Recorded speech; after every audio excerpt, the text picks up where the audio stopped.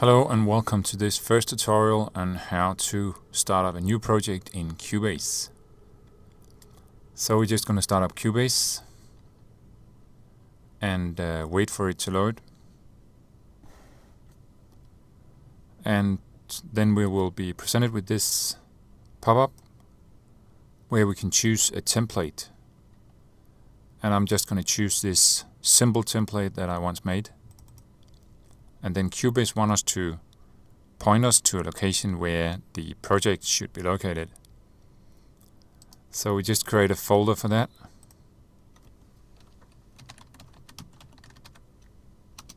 Call it first song. And select that folder. And there we go. We're inside CUBASE.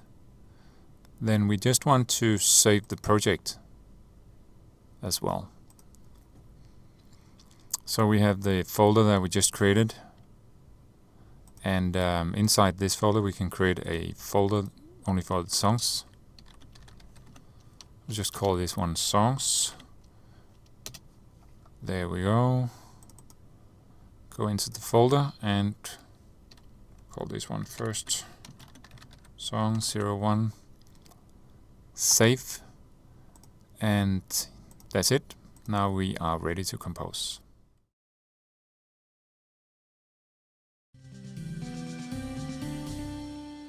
Hello and welcome to this tutorial on how to create an audio track and import audio onto that track. There's a few different ways that we can do that. We're going to take a look at 3 different ways, and but first off we're going to create an audio track by right-clicking in this area, add a track, and we're not going to think about this too much, but just add the track right away. And then we can double click here to rename the track and call that test audio. There we go. So the first and most simple way to import audio is just to use a file browser and locate the samples and then drag it in right away like this. There we go. Very easy. Then if we take a look at the second way to do it is to go to this area over here. If we can't see that, just come up to this area and tick on this thing here. Then we go to File Browser, and then we locate the samples in pretty much the same way as you would do in a normal file browser. So if we click on a sample now, we will hear that it plays automatically. If we don't want that, just tick this one off here, and then there will be no autoplay. So once we have found the sample, then we just double click again, and there we go. That's how we do that. And the last way to import audio into an audio track is by using the media bay that we open by pressing F5. So the audio bay is a pretty comprehensive tool, which we're not going to go into details with right now. But we do have to notice that on the left side here we have to choose the folders where our samples are located for the engine to be able to locate them and show them, like so. And we do also have the autoplay down here that we can switch on or off if we want to. And again, just double click on the sample to get the sound into the project. There we go. That was 3 different ways to import audio onto an audio track.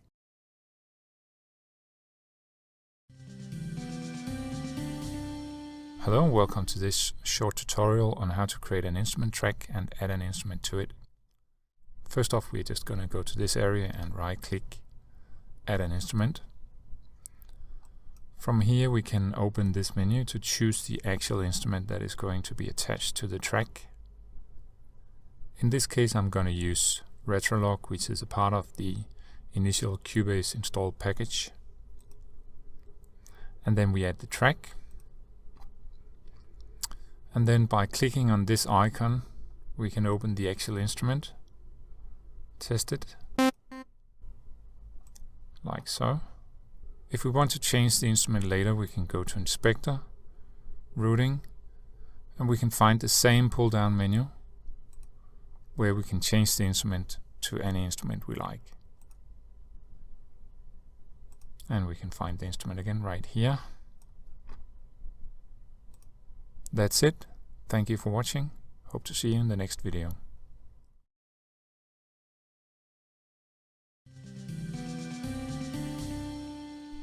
Hello and welcome to this short tutorial on how to create a MIDI track. Before we create the MIDI track, we're just going to create an instrument track that we're going to use for later. We do that by right-clicking in this area and add instrument track. And I'm going to choose Mooer because it has some really nice pianos. So we go into the instrument and I'm just going to find the piano.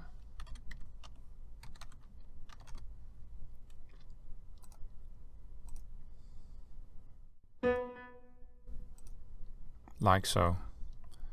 So by creating the MIDI track, we are going to right-click in the same area, choose MIDI track. So for now, we're just going to leave this as it is, add track. And if we come to the inspector under routing, we can decide here where the MIDI track should be connected to. Right now it's connected up into the instrument track that we have above, right here. Now to test it out, we will just create a short part with one note. And I'm going to do that manually.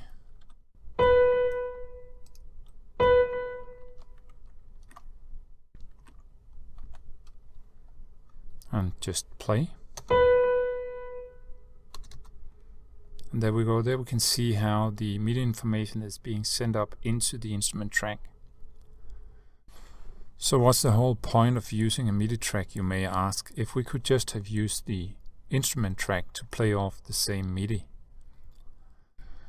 Well, the point is that if you have a song with, let's say, a bass, chords and melody, and you want to divide those three things into different MIDI tracks, then you can do it with MIDI tracks. Let's just try to do it. So we're going to create another MIDI track. Just use the audio from the above track and another one.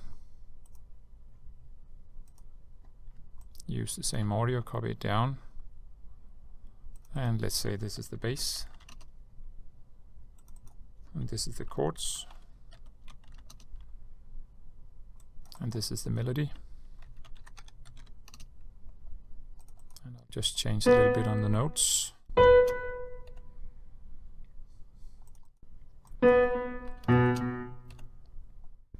There we go.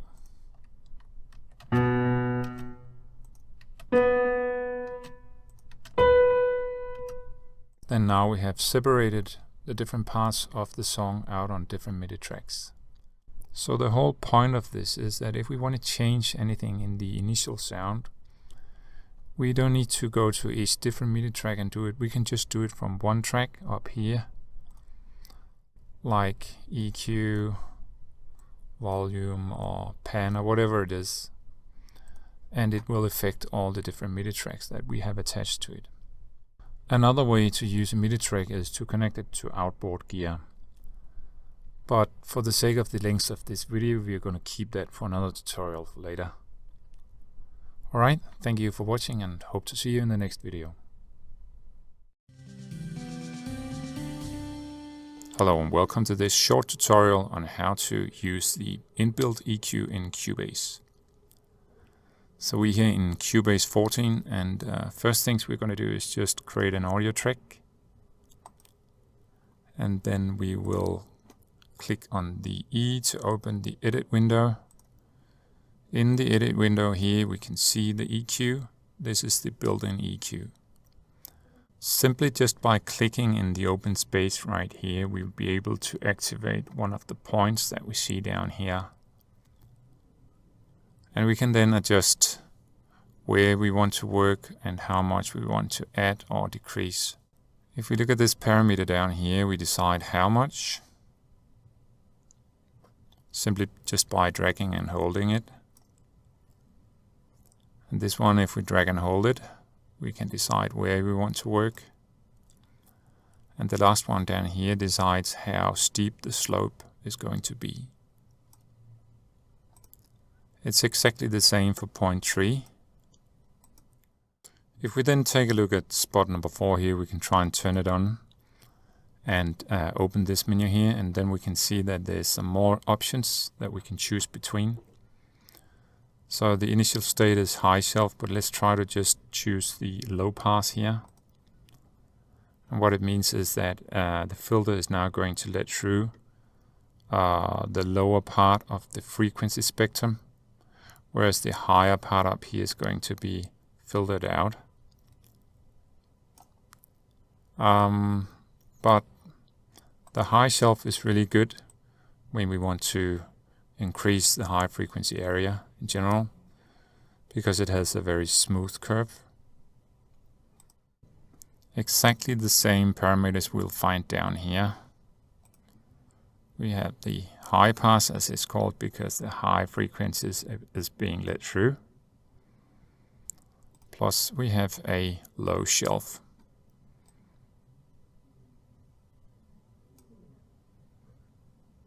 Finally, if we take a look at this part here and switch it on, we can see that it's basically the same.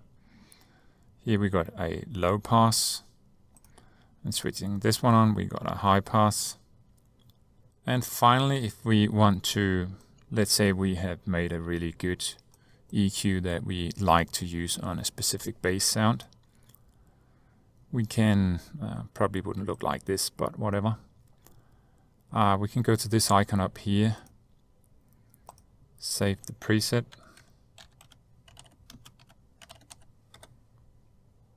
okay, and then we can, let's say we loaded a new song now, go back and load it, find it, and double click, and there we go. That's it.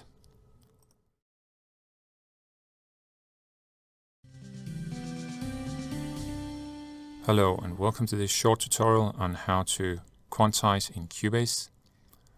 So we're in CUBASE 14 and I've just painted a few notes with the pen, supposedly a recording. And we want to quantize this now, which is pretty easy. Just choose all of the notes. We come up here and apply the quantize like this. Problem is that the notes are so much off from the initial recording that they will jump to different locations. And those locations is basically defined according to the grid line that we can see in the background here, which is set to 16ths of a note defined up here.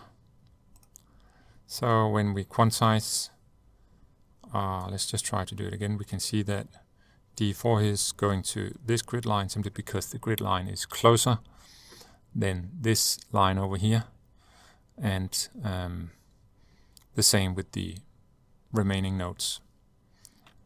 So we could also have chosen 8ths, and then they would have all jumped to the same grid line as we can see here. But let's just go back to 16ths. As personally, I like to work with 16ths, and if the notes jump to different locations, then I'm simply just going to move them to the right spot. And there we go. Another thing is that if we want to quantize the inch, we can also do that. So I'm just going to choose all the notes again. And if we look up here, we can see the actual length of the notes is defined right now as 16ths.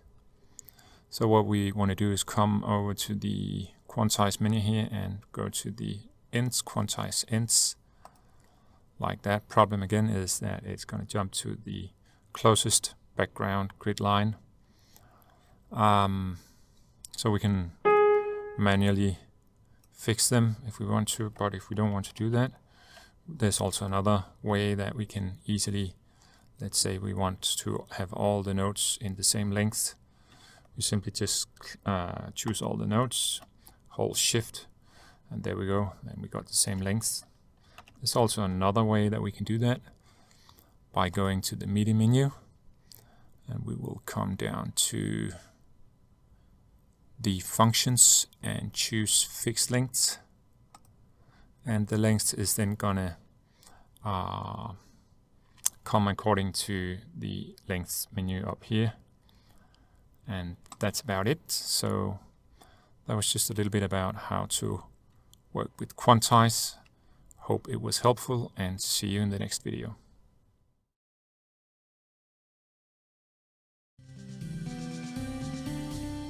Hello there, and welcome to this short tutorial on how to record MIDI in CUBASE.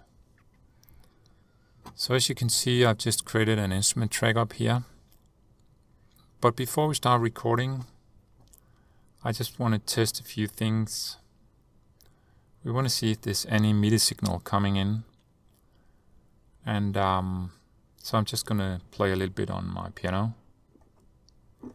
And we can see that the signal is there. And second is we want to test that the metronome is working. So by clicking on the icon here, we're going to activate the metronome. And I just want to add that if the metronome is not working, you can go to control room and activate the metronome in here as well.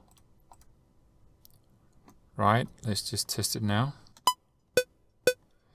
So we can hear the metronome. Perfect. And then I'm going to record my first phrase just by clicking on record here, or we can also press the star on number pad.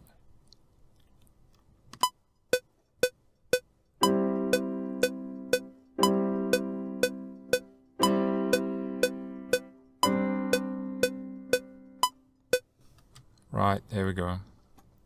Really simple line. Now let's say that we want to add a chord to this recording. So let's just try to record again.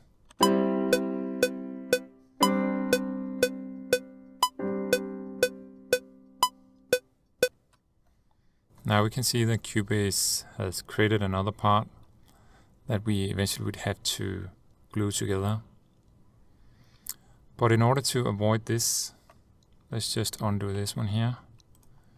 We will go down to this menu and open merge. Now we can try to record the same.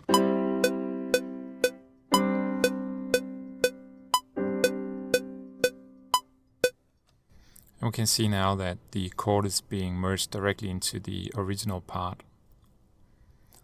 Alright, that was it for this little tutorial. Hope to see you in the next video.